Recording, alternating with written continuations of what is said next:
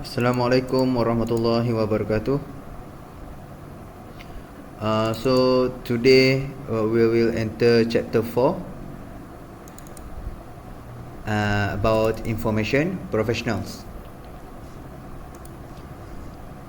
Okay, recap sedikit lah tentang apa yang telah kita belajar untuk previous chapter, yang setiap group masing-masing present tentang information agencies dan sebagainya. Jadi kita ada library, archive, museum and juga library, archive, museum dan juga record center. Okey.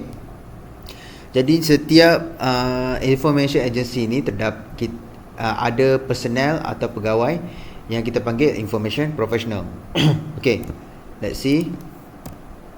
An information professional or information specialist is someone who collects, records, organize, store, preserve, retrieve and disseminate printed or digital information. So it means that masa kita tengok life cycle of information, di mana kita ada creation of information, storage, kita ada usage, retrieval dan sampailah destroy of the information.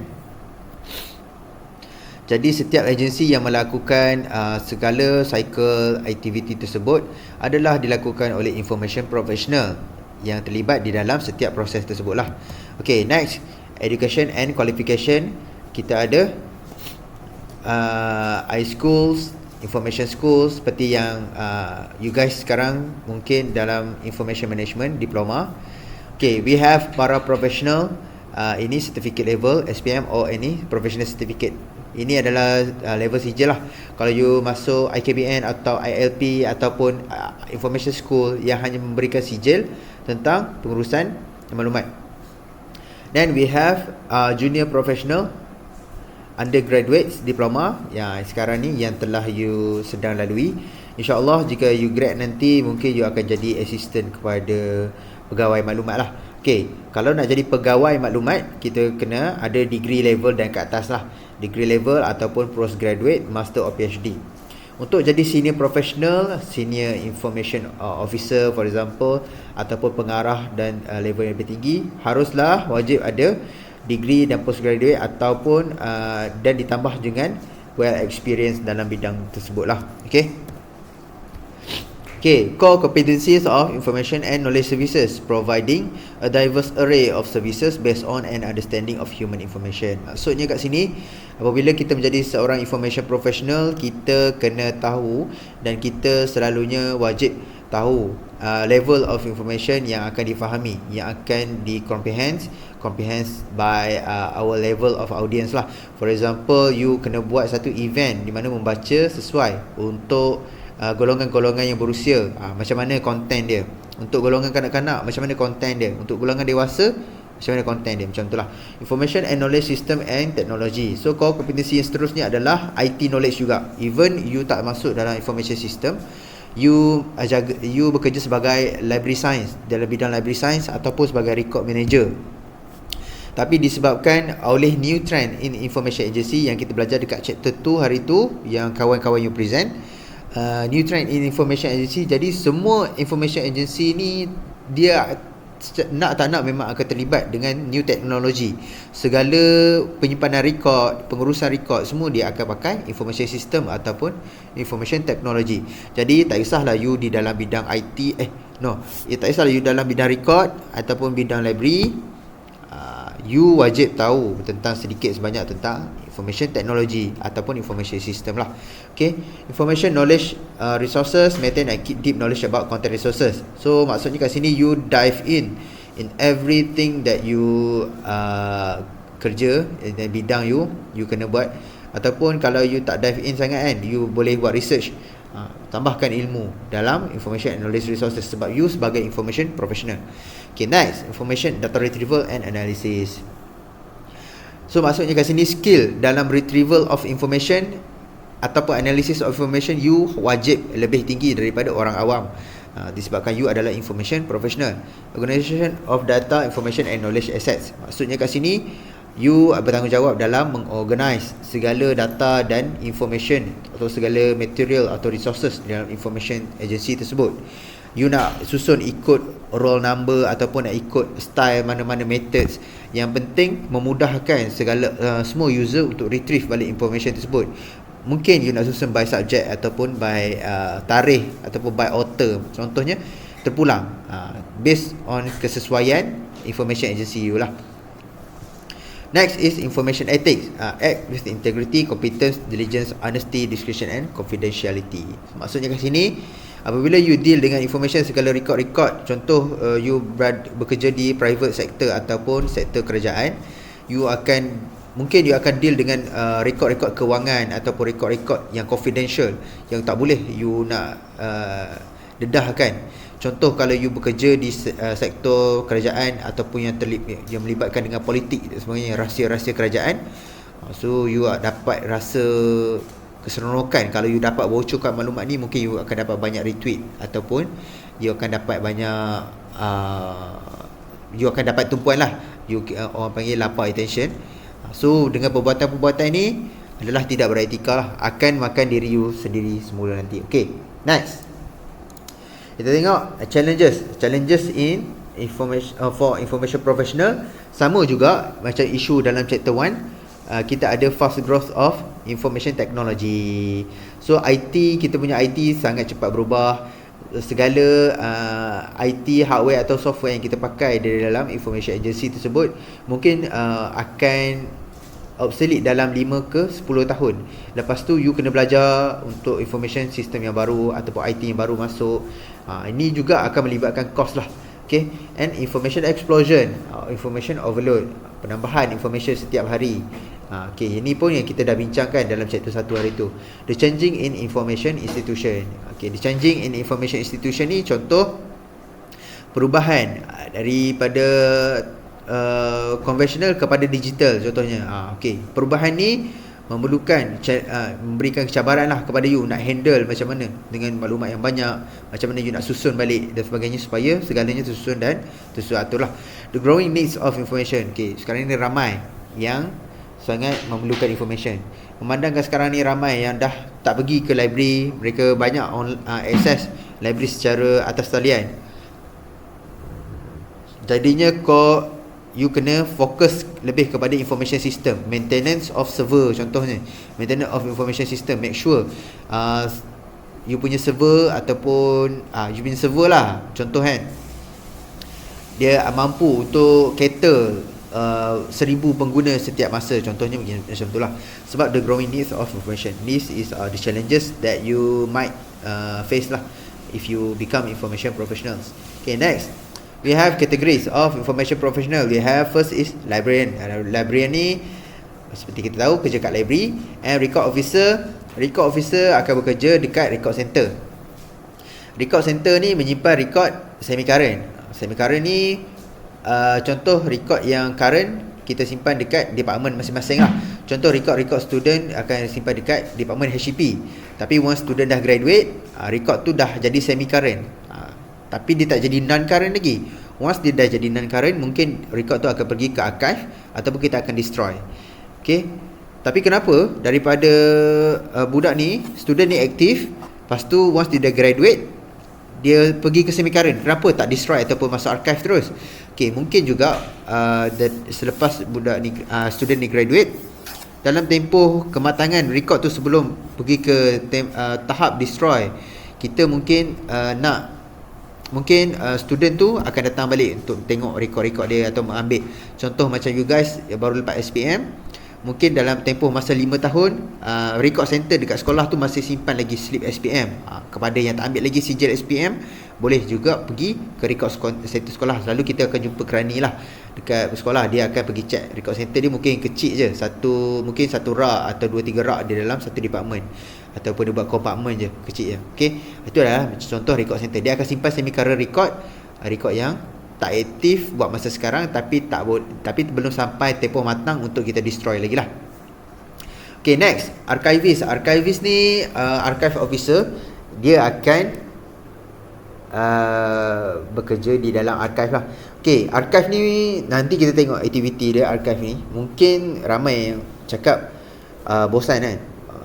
untuk jadi archive ni, ataupun ramai yang akan minat dan jadi curator ni bekerja dalam museum lah, akan deal dengan objek-objek atau artifact, tapi tak lari jauh juga dengan archivist. Nanti kita tengok satu persatu. Okay, librarian takes care the library and its resources. Typical job of librarian is acquisition, cataloging, collection, management, circulation, and providing a range of services. Okay, make sure you guys rujuk slide chapter 4 ni, dan juga rujuk penerangan saya. Setiap tugasan information professional ni disebabkan adalah untuk group assignment yang pertama, korang kena pilih salah satu information professional, contoh librarian ataupun record officer ke. Korang kena senaraikan apakah tugas mereka di tugas yang mereka buat lah di dalam era sekarang ni. Contoh di dalam information agency mereka. Okay, for example, acquisition, cataloging. Acquisition ni perolehan, macam mana mereka peroleh segala material atau resources di dalam library tersebut. Contohnya buku, mungkin perolehan mereka boleh dapat daripada pembelian, ataupun perolehan boleh dapat daripada donation daripada siapa-siapa lah. Okay, cataloging ni kita nak catalog kan segala information tentang material yang kita ada. Contoh, kita nak susun, kita nak catalogkan buku tersebut by author, by ISBN, by tarikh dan sebagainya. So nanti once dah catalog, user boleh search buku yang mereka nak, material yang mereka nak by author contohnya, sebab kita dah susun mereka ni by author dan kita dah declare diorang punya tajuk contohnya, macam tu, ataupun kategori mereka ni dalam bidang mana. Okay, and then collection, management, circulation. Okay, circulation ni pinjaman buku dan pemulangan buku lah, tak kira lah buku ke ataupun other materials pun boleh. And providing ranges of services such as reference, information instruction and training services juga. Okay, next we have information services. Library help individual find and use library material and resources. Okay, contohnya information services yang dilakukan oleh librarian. Contoh, kalau you pergi dekat depan tu, you tanya dia, saya nak material ni, buku ni macam mana nak dapatkan. So dia akan pergi tolong you, dia akan guide you macam mana satu persatu. Tapi ini front end lah, front end services. Technical services pula back end services, dia bekerja di bahagian belakang. Okay, yang ni sesuai kepada siapa yang suka technical dan tidak suka berhadapan dengan orang. Kepada yang introvert tu, ini sesuai lah. Okay, dia buat kerja-kerja di belakang technical, buat cataloging, buat acquisition, susun-susun, macam mana nak menyusun dan sebagainya, macam tu lah. And administration services ni secara amnya kerja admin lah dalam library tersebut. Dia lah yang akan mengira bajet untuk perolehan dan sebagainya, lebih kurang macam tu lah. Okay, responsibility. Okay, yang ni boleh baca sendiri. Semuanya self-explanatory. Okay, untuk information services, making sure all user can access library resources, train user, okay, guide user, assist user, semua berkaitan dengan front end service. Kita nak service kepada user. Okay, responsibility untuk technical service, kita nak develop, organize, maintain library collection tu. Kita tak berhadapan dengan orang, kita berhadapan dengan materials yang ada dalam library tersebut. Carry out cataloging and classification of all library resources. Okay, ensure current data accurate. Selalu kena check up to date. Conduct in-depth research using both online and print resources, for example. Okay. For administration services pula, establish and implement library policies and procedure. Contohnya macam tu. Prepare and administer budget for library. Ni semua kerja-kerja admin lah. Okay. Special requirement untuk menjadi librarian adalah desire to meet and serve the library user community. Okay, pendek kata, you guys have to have knowledge segala dalam ICT, lagi penting knowledge dalam library, technical services, dan mesti kena ada niat untuk customer service. Macam customer service oriented lah, kita nak serve user. So kena ikhlas dalam kerja menjadi librarian ni lah. Okay, key skill and soft skill. Okay, key skills ni skill technical yang kita kena belajar. Soft skill pun kena belajar juga, tapi key skill ni technical. Contoh, macam mana nak buat information system, macam mana nak key in data, macam mana nak susun materials, macam mana nak upload data, macam mana nak kategorikan mereka, macam mana buat cataloging. Itu semua technical skill. Soft skill pula, yang ni berkait rapat dengan teamwork. You ni boleh bekerja dengan orang ke tak, you ni pemalu ke tak, ataupun you ni jenis critical thinking, atau you kreatif ke, ability untuk buat banyak kerja dalam satu masa, kena sabar, adaptability. Ni customer service orientation macam yang saya cakap tadi.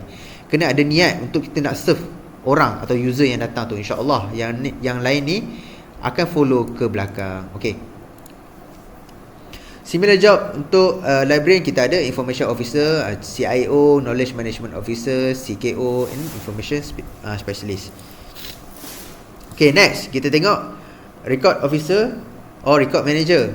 Okay, record officer dengan record manager ni tugas dia tidak di dalam library, tapi di dalam record center lah, ataupun record office.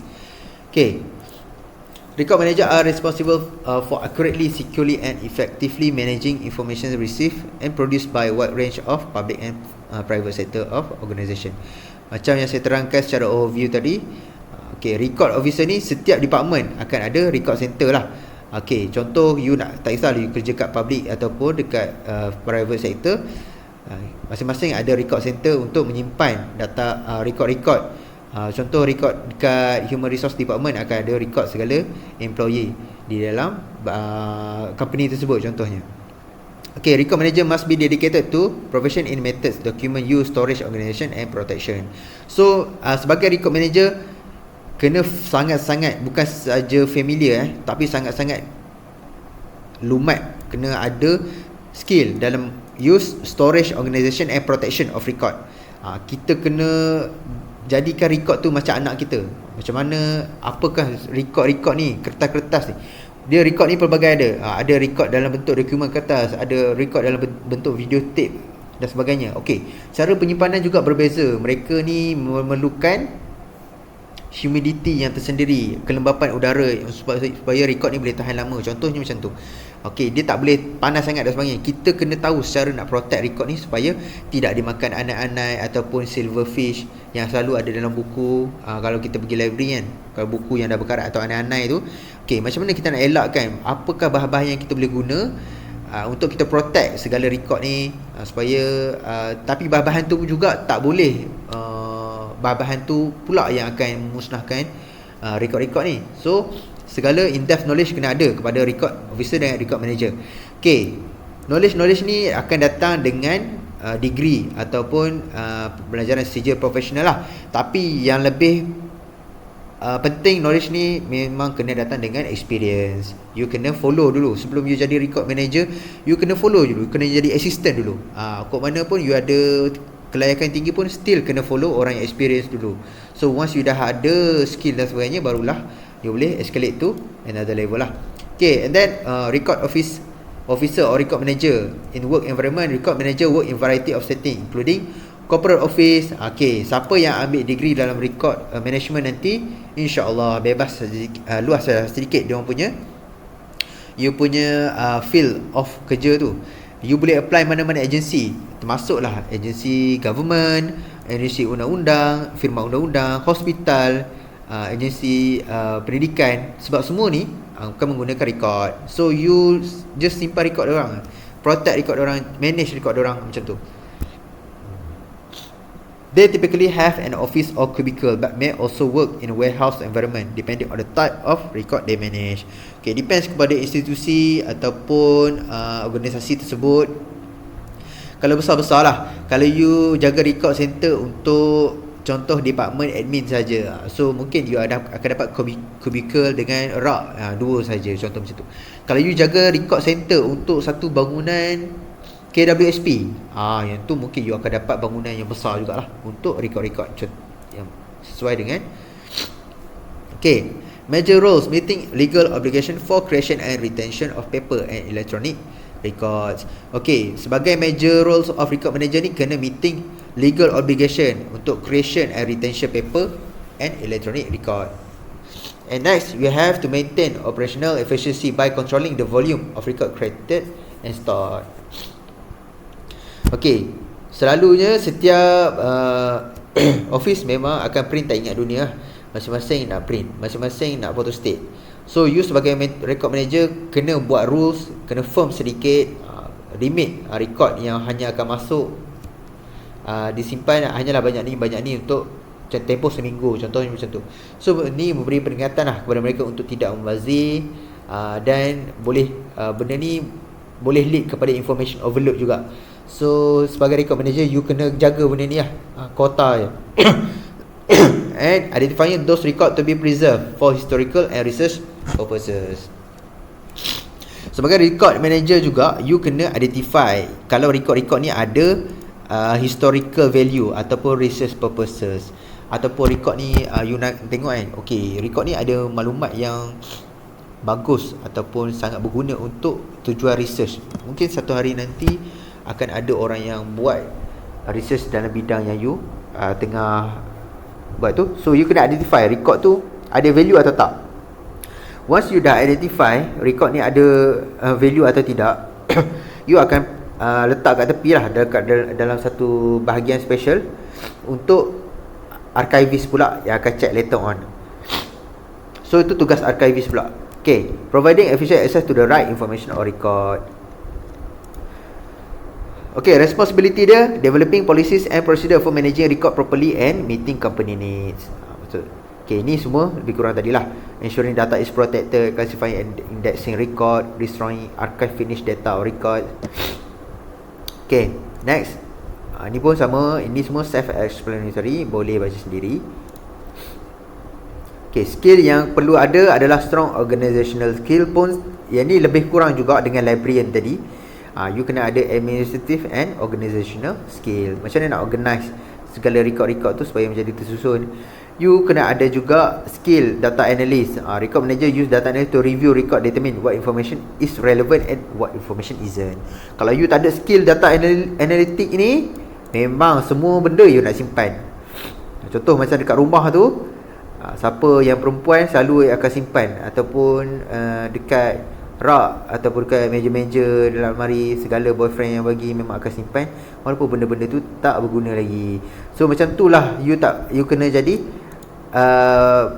pakar dalam analisis ni. You kena guna methods nak timbang sama ada information tu relevan atau tidak untuk disimpan lagi. Tidaklah semua je you simpan sampai memenuhi ruang. Contohnya macam tu. And you kena ada juga technological skill untuk managing digital records. Macam yang saya cakap tadi, new trends in new era juga akan melibatkan segala information system and IT lah di dalam managing segala materials atau record ni lah. Business acumen. A record manager needs business acumen to understand how record management can help the company achieve those goals. Okay, business acumen ni maksudnya selari dengan business ataupun company goals tu lah. You kena ada that you kena tahu company punya goal, dan record-record you ni you kena susun supaya company pun boleh buat decision based on data-data yang penting daripada you yang akan tolong susun sebelum diorang nak buat keputusan lah. Communication skill pun kena ada juga. You kena jadi firm tentang record, macam mana record protection. You kena educate segala user supaya tidak treat record ni seperti tidak berharga dan sebagainya. Okay, next, similar job kita ada data analyst, data manager. Okay, document ni semua similar job kepada record manager. Okay, next kita pergi kepada archivist. Archivist ni kerja dekat arkib. Archivist play a key role in the preservation and management of vital historical record. Ni keyword dia, preserve for historical records. This is a specialized field that typically requires both academic and practical training. You tak boleh akademik lulus saja you terus nak pergi kerja kat arkib, tak boleh. You kena ada practical juga. Kena pergi practical sebab segala penjagaan record preservation, record-record lama yang sangat sensitif memerlukan penjagaan rapi, ada bahan-bahan yang digunakan dan sebagainya. Macam ni kita tengok dekat sini. Ni nampak dekat ni record-record lama. Record-record lama, fotograf, gambar-gambar lama. Dia ada cara dia tersendiri untuk preserve. Macam mana kita nak bagi record tu tahan lama. Okay, ada do's and don'ts dia. Okay, archivist. Responsibility dia facilitate acquisition, preserve. Acquisition ni perolehan. Macam mana dia nak dapatkan segala historical record ni? Dia akan berhubung dengan record manager atau record officer yang memungkinkan mereka ada historical punya value lah. Contoh pengisytiharan kemerdekaan contohnya. Yang tu adalah acquisition, and diorang kena preserve benda tu supaya kertas ni tahan lama. Penyusunan, description, access to non-current record as well as bond digital material. Create heritage research file relevant business objective. Ni walaupun contoh UiTM dia nak tahu perjalanan goal mereka sejak awal penubuhan.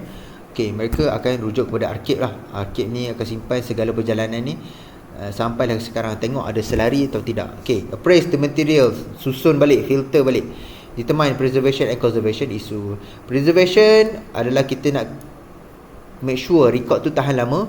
Record tu lagi, tapi kita letak di dalam, jaga di dalam bilik yang humidity dia sesuai, suhu dia sesuai untuk record tu. Conservation pula adalah kita baiki record yang dah rosak. Macam ni kita nak restore balik, macam tu lah. Determine best practice for resolving issues. Complete organization, preservation and description collection. Yang ni boleh baca sendirilah. Next. Duties dia storing materials and document, categorizing information, preserving historical materials. Ni semua pun boleh baca sendiri. Ini semua self-explanatory. Core skill, analytical skill. You sebagai archivist pun kena ada analytical skill seperti record officer tadi. You kena analyze sama ada record ni ada historical value atau tidak. Kalau tak ada tapi you simpan juga, akan makan ruang, akan membazir resources, akan membazir duit dan sebagainya. Organizational skill, macam mana nak susun, macam mana kita nak memungkinkan retrieval record menjadi lebih mudah dan lebih efisien. Next, kita kena ada reading comprehension skill. Yang ni paling penting. Apabila kita deal dengan record yang lama-lama, contoh tulisan Jawi zaman dulu, tahun 50-an, tahun 30-an, dia tak sama dengan tulisan Jawi zaman sekarang. Contoh tahun 1800, hikayat-hikayat zaman dahulu, cerita-cerita dulu yang ada historical value, tapi you tak faham macam mana you nak transcribe. So tugas you nak transcribe juga apa yang cerita yang nak disampaikan. Itu pun kena ada kepakaran jugalah. Research skill, you kena ada research skill juga, tahu mana nak cari. Computer literacy pun sama juga, sebab kita ada new trend in information agency lah. Kena ada language proficiency. Concentration, self motivation, kena ada minat.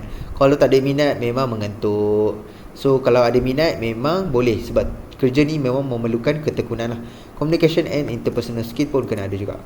Digital archivist or archive officer ni jaga sistem yang menyimpan segala digital record yang archive lah. Next, kita pergi last kali, museum art, gallery and curator. Ini sama juga macam archivist, dia simpan bahan-bahan yang bersejarah, yang ada nilai sejarah, tapi bukan dalam bentuk dokumen. Museum and art gallery ni menyimpan objek ataupun artifact ataupun cultural, yang non-verbal punya, intangible punya, cultural punya value dan sebagainya. So curator ni creative, who manage historical collection, responsible for care of historical item, pun sama juga, ada penjagaan dia. Mungkin penjagaan artifact ni lebih rumit lah daripada penjagaan record-record tadi. Penjagaan artifact ni dia sebab pelbagai artifact kita ada contohnya tembaga, kita ada tanah liat. Macam mana kita nak preserve material-material ni? Masing-masing ada perangai dan isu sensitif masing-masing lah. Ada suhu masing-masing, contohnya seperti tu.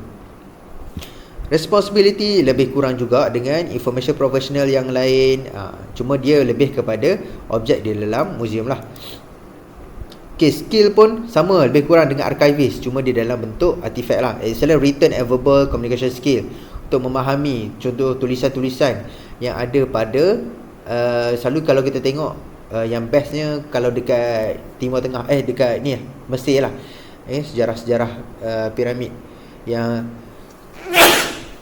ada tulisan, kena belajar tulisan-tulisan zaman tu.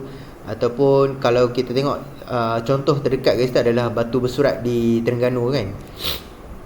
So kena faham, kena belajar benda tu, ability to organize, present, communicate message effectively through design dan sebagainya. Okay, next kita ada association to related to information professional. Contoh ni committee. Apabila you bekerja sebagai librarian, you boleh masuk Persatuan Pustakawan Malaysia. Contoh dia orang ada grup WhatsApp atau grup Facebook mereka sendiri. Segala isu, segala event, segala up to date, segala update atau trend terkini, isu terkini, you akan berada di dalam grup Persatuan Pustakawan Malaysia lah. Okay, yang lain ni boleh tengok sendiri lah. Okay, ni Library Association. Okay, ni International IFLA. And kita ada Information Professional Association. Ni gabungan semualah. Curator ada, archivist ada, record manager ada, librarian ada, untuk seluruh dunia. Ni AIP ni Association of Independent Information Professional pun sama juga. Okay, the rest you boleh baca sendiri. Kalau berminat bolehlah, InsyaAllah boleh join. Okay, that's it class for this topic. So this topic memang kena jadi rujukan you guys untuk buat assignment group assignment yang pertama. Saya dah upload dalam YouTube, dan tolong tengok dalam folder Google Classroom, dalam folder note SOW and assignment. Kat situ saya dah letak link explanation kepada assignment 1 ni, dan assignment 2 pun saya ada explain sekali. Submission untuk assignment yang pertama adalah pada hari Khamis depan.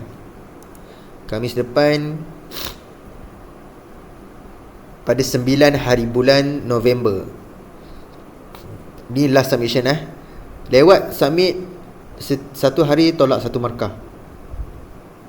Okay, hari Khamis ni saya nak tengok masing-masing ada buat draft tentang assignment yang pertama. Saya nak tengok rangka yang awak nak buat, dan saya nak tengok sedikit point-point di dalam draft assignment tersebut. Saya nak tengok progress lah. Nanti tunjuk kat saya. Okay, that's it class. Thank you for listening. Assalamualaikum warahmatullahi wabarakatuh.